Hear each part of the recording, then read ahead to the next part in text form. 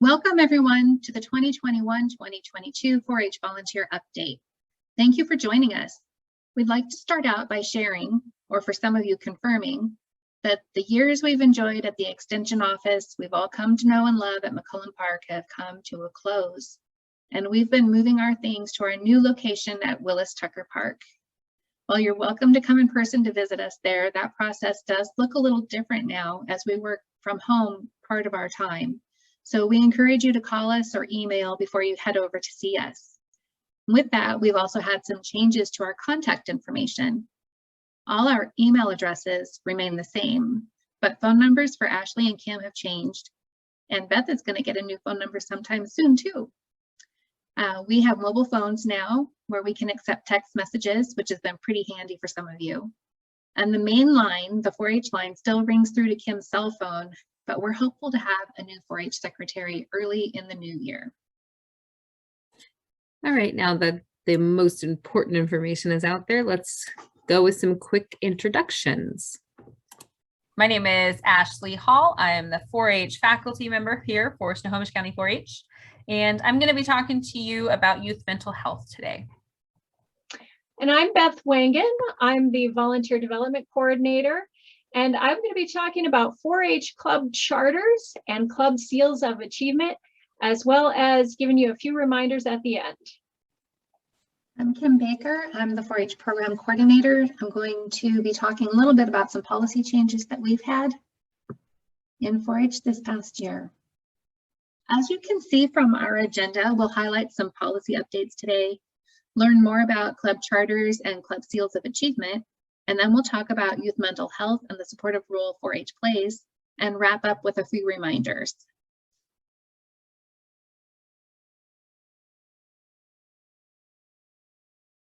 So let's start with a policy change. So we've always had, well, we've had for quite a few years, a county level educational activity requirement for FAIR. And as you're probably already aware that even pre-pandemic, many of our kids are heavily involved in many activities in and outside of 4-H, and they can find themselves struggling to keep up. For many of these youth, 4-H is a break from that, a breathing space and a place to try new things where they can relax and enjoy their friends. But most importantly, again, 4-H is a place that they can try new things in an arena of support. So through feedback received from members and families and leaders, we've heard numerous reports that this educational activity requirement was a hindrance to being able to try those new things.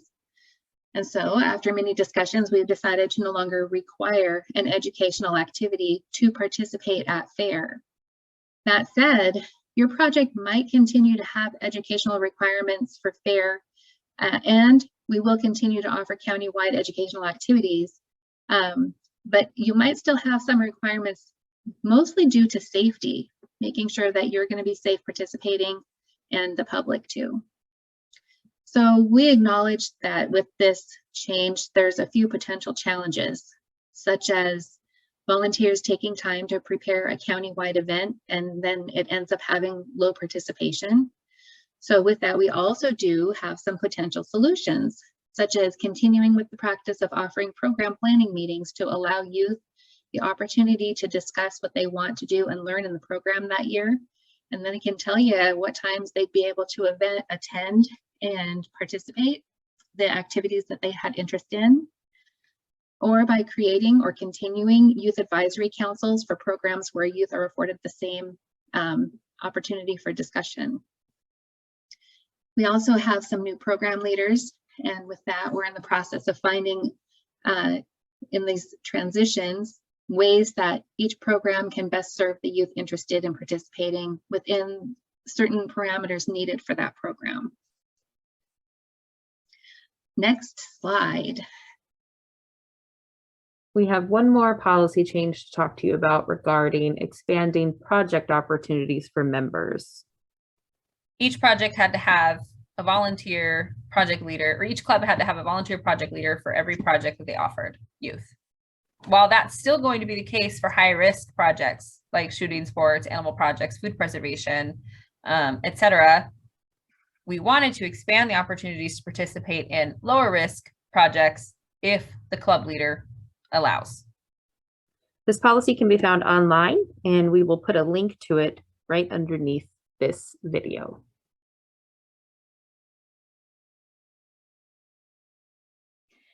4-H club charters. You may be asking yourself, what is a charter? Well, let me tell you, a charter is like a certificate. It's sort of your club's license to operate. And any club that has been around for a while probably got one of these at some point in time. So this enables us to know which clubs are legitimate 4-H clubs in our county. A new club will get a charter, or an old club can get a charter reissued if they're not sure where their charter is. But the way I like to explain it to the youth when I present these charters is that it's kind of like your driver's license. So just like with a driver's license, it's your permission to operate a motorized vehicle, but there's also an implication that when you do so, you're going to follow certain rules.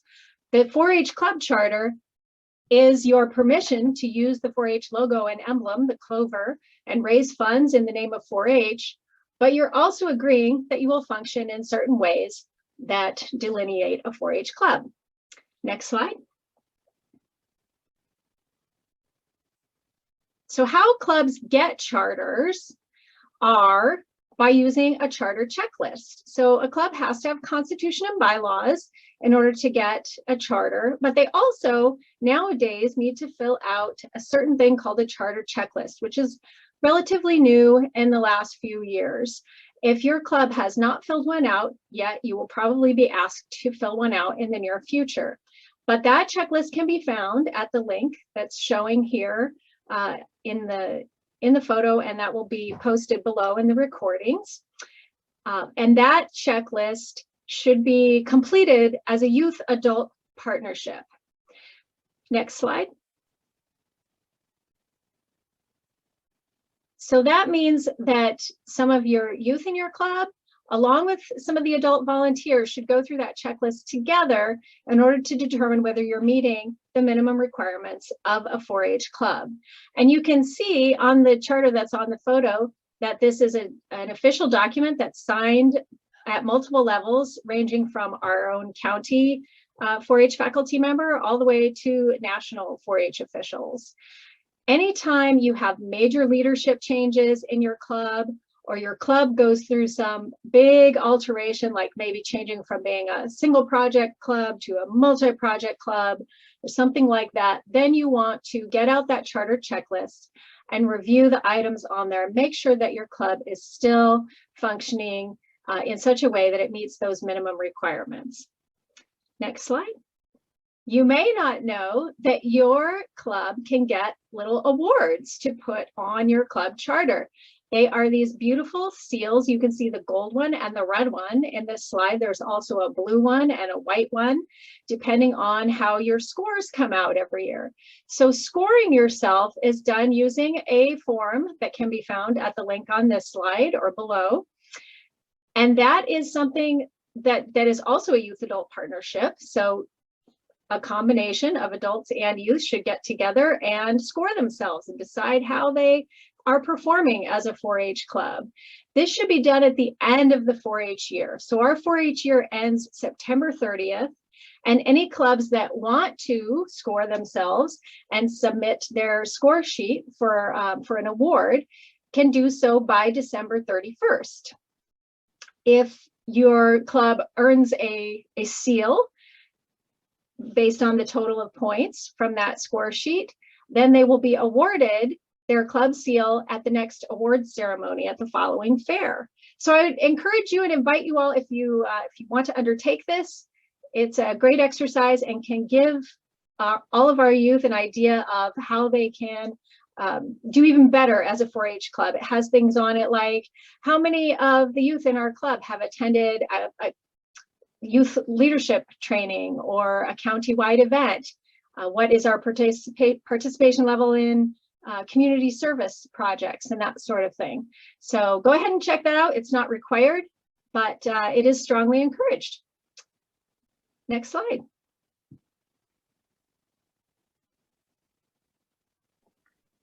So I'm going to talk to you a little bit about youth mental health. We're going to take a problem solution and then what's our role in 4-H. kind of approach to talking about this.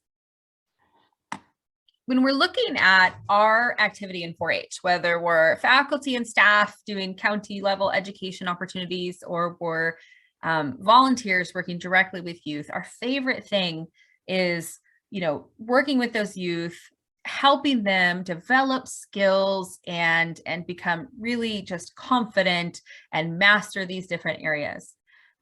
That's really our favorite part. However, at some point, especially in a volunteer's long career, we have a lot of volunteers that are longtime volunteers, they will encounter a youth, they will have contact with a youth that's struggling with something, whether they're struggling at home or they're struggling at school, if they are dealing with relationship issues, if they're having a mental health crisis or challenge, or they have just questions or concerns about their future. These are things that our volunteers are going to encounter on a regular basis. So we hope to talk about this subject and put it in the context of this broad youth mental health challenge. So we're going to talk about that. We're going to talk a little bit about what's going on in our own communities nationwide around youth mental health, and then what kind of solutions we can do, what kind of approaches we could use here in 4-H to help tackle this challenge that all of us are going to face at one time or another. So let's kind of look at the problem. And before I jump into it, I want to say that almost all of the stats you're going to see a couple of statistics, came from a very recent report, the 2021 U.S. Surgeon General's advisory titled Protecting Youth Mental Health. I highly recommend taking a look at it if you haven't already. And that particular advisory really looks at mental health for youth pre-pandemic and then during the pandemic. So pre-pandemic, we already saw that mental health challenges were the leading cause of poor life outcomes for youth. Just a couple of quick statistics, 40% of youth in high school reported, between 2009 and 2019, we saw a 40% increase in the number of youth who reported feeling sad or hopeless. These are high school age youth. 36% increase in high school students who seriously considered suicide, and 44% who actually made a plan to commit suicide. So these are numbers that are on the rise before the pandemic hit. From 2007 to 2018, we saw a 57% increase in suicide for youth age 10 to 24. We also saw pre-pandemic that suicide is the second leading cause of death for youth age 10 to 24. In Washington, suicide rates are actually higher than the national average. In Washington, Native American youth have the highest rates of suicide, and for firearms are the leading method of suicide for both males and females in Washington. So the COVID-19 pandemic really showed us a few that were really struggling in a few different areas. First, there was a lot of compounding challenges with the pandemic. There were significant changes in the ways that youth were able to interact with their peers in school, with the world in general, their friends, how they received educational services. They also saw significant family struggles, whether it be from lost income, food insecurity, or even worse, death of a loved one. Research is really ongoing for how much of an impact that COVID-19 has had on our youth. But we are already seeing statistics that show that we're seeing increased depression, anxiety, and other mental health disorders in youth. And we saw a 51% higher rates of ER visits for suicide attempts for girls, a 4% increase for boys compared to the same time in 2019.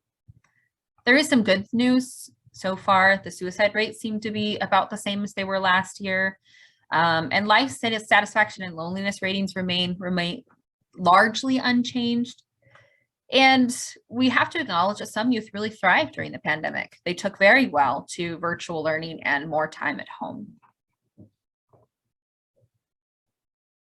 So what do we know about mental health?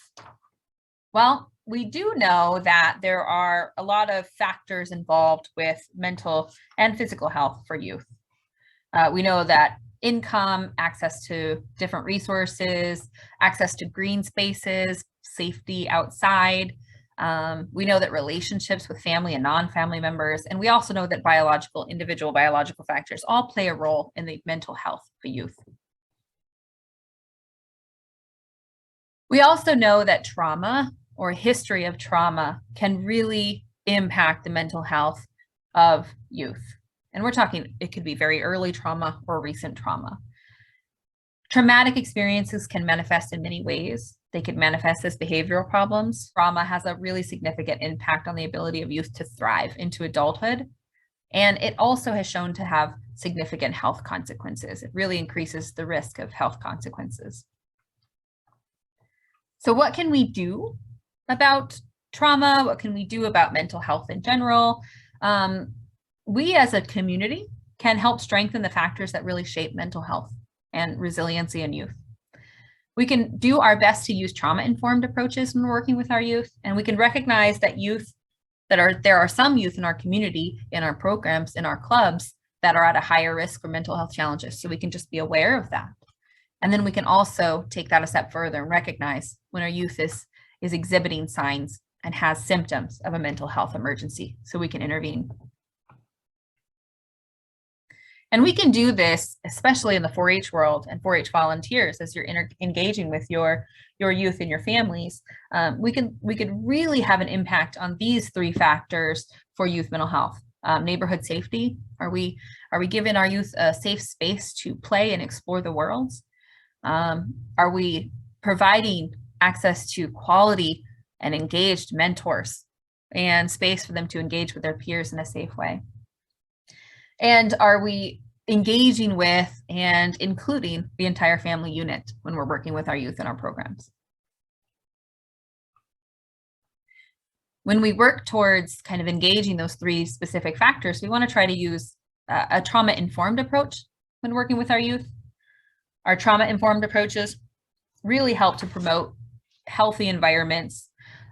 We guide, the trauma-informed approach can guide ourselves as we provide experiences that expand youth growth and push them into their growth zones. We can be curious about how we engage with our youth. We can ask questions instead of making assumptions. We can work to make sure that we're accommodating and modifying spaces to make sure youth can engage in different ways.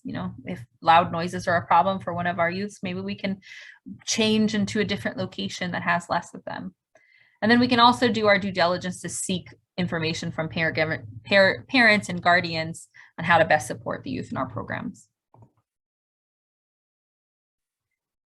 By recognizing that certain youth are at higher risk of mental health challenges, we can hopefully kind of put that in our minds as we engage with youth in these different populations. Minority youth of a racial and ethnic minority are at a greater risk of mental health problems than their peers. Latino youth, especially during COVID-19, reported higher rates of loneliness and poor mental health. Black youth face a variety of challenges, including feeling unsafe, and are also more likely to have lost a parent to COVID-19. Our Native American youth and Alaska Native youth are at very high risk of suicide in Washington. Again, that's the highest rates. And our Asian American, Native Hawaiian, and Pacific Islander youth report higher rates of stress during COVID. Additionally, LGBTQ+ youth are at a higher risk of suicide, depression, negative body image, bullying, and low acceptance in their family unit. That's been a considerable challenge during COVID-19 when these youth are spending significantly more time with their family unit. We also noticed that low-income youth, especially and youth in rural areas and immigrant youth, face significant economic challenges. Those were compounded during COVID-19. And that led to struggles accessing resources and services, including 4-H. That's a service we provide to the community. And they struggle with technology, health, education, and language barriers.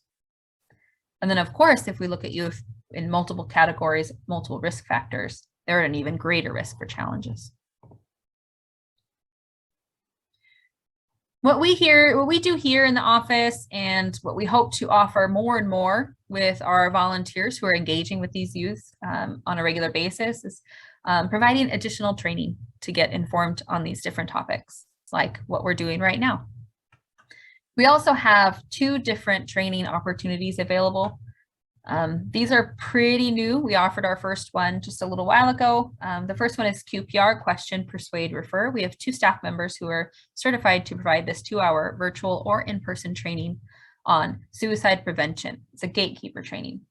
And then we also have youth mental health first aid. This is a hybrid, very intensive, full day training.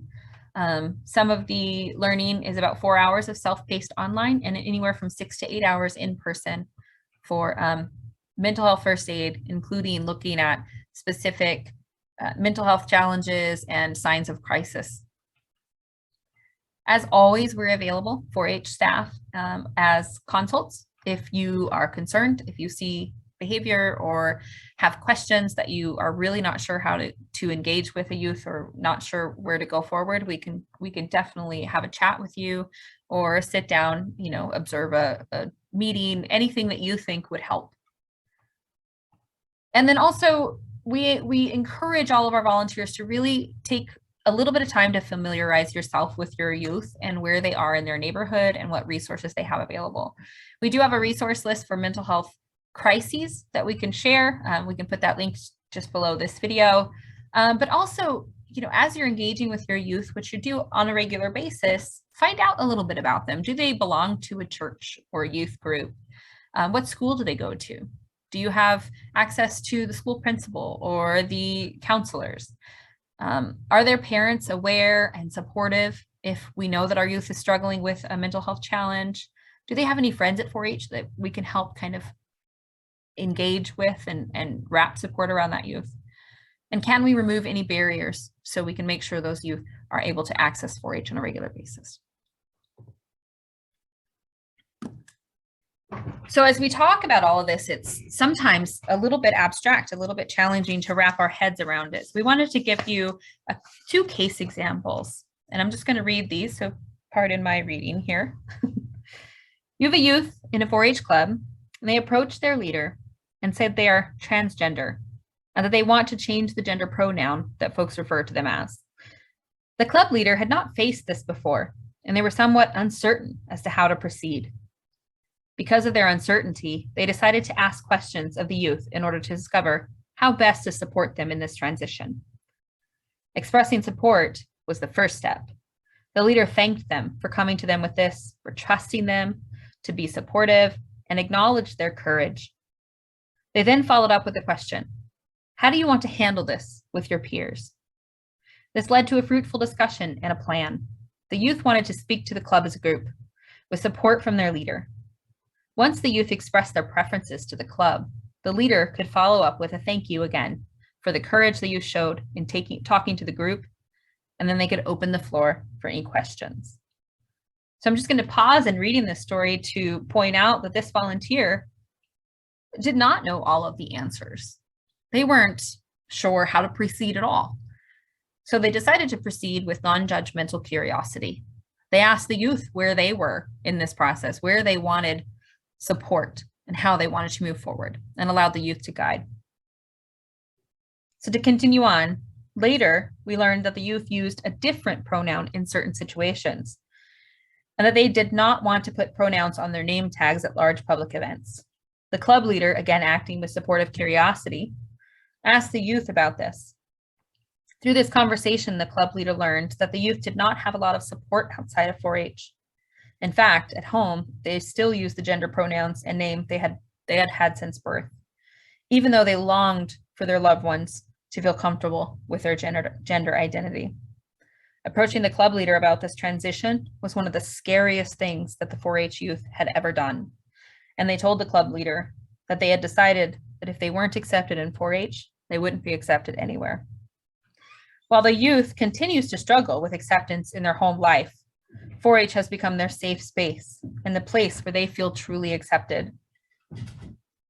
The reality is we're not sure what would have happened or could have happened had this volunteer not been supportive and curious. But we do know from real-world examples, real-world statistics, that LGBTQ+ youth, especially transgender youth, who do not feel accepted at home or with peers, are at a very high risk of suicide.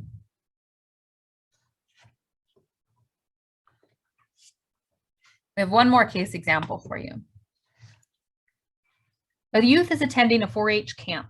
It's a 4-day camp for teens, and they were very emotional and boisterous. He was loud, often disruptive, and often made jokes that were somewhat inappropriate. The camp staff worked with him and gave him space to express himself and joke when possible, sometimes with just the adults. They also discovered that he really enjoyed helping when he could. So they gave him plenty of helping roles throughout camp. He connected well with other youth and commented, at least I have one friend here. At the end of camp, the staff facilitated a debriefing exercise that encouraged campers and staff to express their gratitude toward their fellow campers. When those campers matched a statement that was read aloud. When staff read statements like, "This person made me laugh this week," and "This person helped me with something that I struggled with," campers would tap the shoulders of their peers that matched those statements. Our teen received taps from just about every camper for many of the statements.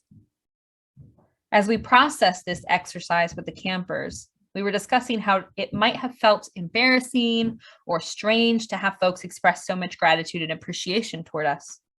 Our boisterous teen spoke up softly and said, "I'm just so used to everyone hating me." The 4-H camp environment and the chance to express care and gratitude toward fellow campers allowed this teen to see that he was valued, that he was special, and that his peers were grateful for having met him. Camp staff and the camp counselor spoke with the camper throughout the camp. We recognized from our training many signs of depression, anxiety, and risks of suicide. We also learned that this camper had access to firearms at home. We were able to reach out to the camper's parents and provide valuable guidance and advice on securing firearms at home. Our thoughts and experiences with this camper were taken very seriously by Mom, and she took notes to bring to his doctors and counselors once he got home. Before I move on to the next slide, I want to let you know that both of these are actually true stories. So with our camper, it's really interesting to look at all the important experiences that this camper had. They had experiences, they had an experience with adults who appreciated their personality. They found out ways to use his energy and help, as opposed to telling him he was behaving badly. He had a chance to form friendships, recognize that he was appreciated. He was able to recognize that he has more friends and support than he really knew. He had a chance to feel loved. And he really was exposed to adults that cared enough about him to ask how he was doing. How do you think these experiences impacted the camper long term? There's no way to say, but we have very high hopes that it was a very positive experience that's long lasting. These case examples and all of the information that we've talked about before, the case examples that were provided by the U.S. Surgeon General's advisory on youth mental health, they tell us, or they show us, that we all have a role to play in youth mental health, whether it be volunteer, faculty or staff, teacher, counselors, doctors. We can all learn and engage in a more trauma-informed positive youth development. We can work hard to attend trainings and learn the signs and symptoms of mental health crises, and we can learn how to respond appropriately when we recognize them. We can work to create safe and inclusive spaces that honor each youth, honor where they are in their developmental journey. And we can take special care to recognize that some youth are at a greater risk than others, and that maybe we should pay a little closer attention if we can. And I'm sure this is very clear and apparent, or at least I hope it is, we know that we can be the positive influence in the lives of youth who are struggling with mental health challenges every day. Volunteers, you all who work with youth on a regular basis, can and probably already have saved the lives of youth just by being the amazing mentors that you are.